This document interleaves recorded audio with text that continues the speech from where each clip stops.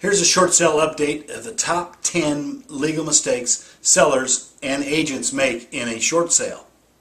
Looking for short sale information? You've come to the right place. Mike Rigley, Certified Default Advocate, distressed property expert, and your short sale specialist here. Thanks for joining us for another edition of our blog. So let's talk about the top 10 mistakes that sellers and agents make, according to the California Association of Realtors.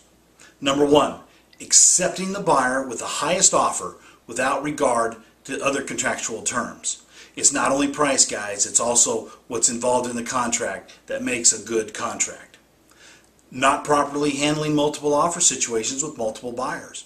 The guidelines are pretty strict in there, and you make sure that you have to handle it correctly or you could end up in trouble. It's not the one you accept, it's the one you reject that you always have to worry about.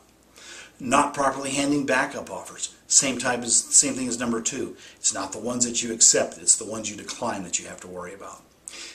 Number 4, entering an agreement with no earnest money from the buyer or a very small deposit. Now, in the state of California, you have to have consideration to have a binding contract. No deposit, no consideration, really no contract. So really you have no contract at all if you don't take earnest money.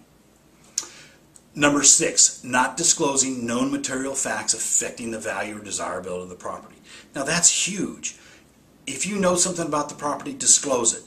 In a short sale, we want to protect you from liability and deficiency from the lender, and then we switch into a regular transaction where we want to protect you from liability of the sale of the house. So it's disclose, disclose, disclose. And let's face it, if you don't disclose it, your neighbor's going to after you move. So let's disclose everything up front. It's better to blow up a deal on disclosures than it is to come back and get sued later. I skipped number 5. Number 5 was entering into an agreement before verifying the buyer's financial ability to close escrow. An offer is an offer is an offer is only good if they have the pre-qual and the funds to close. If they can't close, really you got nothing. And in a short sale, that could be catastrophic. We could lose the house to foreclosure if we can't close the escrow. So let's jump back down to number 7. Number 7, not providing the buyer with the legally required disclosures. So worse than not disclosing is not giving them disclosures at all. That's just nuts, guys. Don't do that. Number 8 is not obtaining the buyer's written acknowledgement that they received the disclosures. So let's backtrack. You got to give them the disclosures. You got to disclose everything that you know, and then you got to get in writing that they received them. And you do that by making sure that they've initialed and signed every disclosure. And number 9 is not considering whether to have the buyer remove their required contingencies. Now, every deal is written contingent to inspections. Not every deal, but most deals, contingent to financing, appraisal, and inspections. By the buyer removing his contingencies, he is now locked into the transaction. Yes, he can still back out, but the chances are much less that he will. And number 10 is not excluding items from the sale that the seller wants to keep. So naturally, light fixtures, stove, oven, dishwasher, disposal, those are all window coverings. Those are all included in the sale unless you exclude them.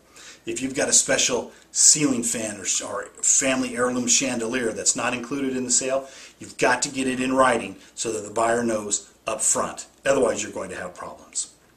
Now, a good realtor will be able to help you avoid all these mistakes. So make sure you interview at least 2 realtors before going into listing your house. And if it's a short sale, make sure you're only working with a certified default advocate and a short sale specialist. Ask them how many deals they've actually closed and how many banks they've worked with.